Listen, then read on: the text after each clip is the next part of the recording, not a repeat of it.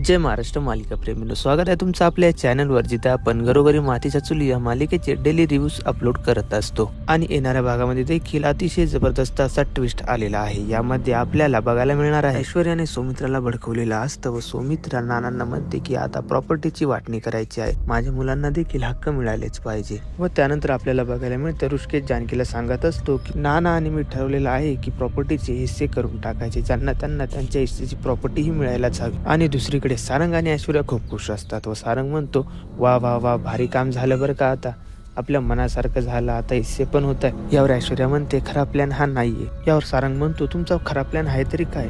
यावर ऐश्वर्या म्हणते वकील जसे प्रॉपर्टीचे पेपर्स घेऊन येईल ते आपल्याला ऐन वेळेसच बदलायचे आहेत। तर प्रेक्षकांनो, ऐश्वर्याने नवीन प्लॅन आखलेला आहे आणि या प्लॅन मध्ये ती कशा पद्धतीने मोहरे टाकणार व जानकी या प्लॅनला कसं काय सामोरे जाणार हे पाहणे खूपच इंटरेस्टिंग ठरणार आहे बरं का। तर बघत राहा घरोघरी मातीच्या चुली आणि अशाच रिव्ह्यूज साठी आपल्या चॅनलला सबस्क्राईब करून बेल आयकॉन दाबायला विसरू नका।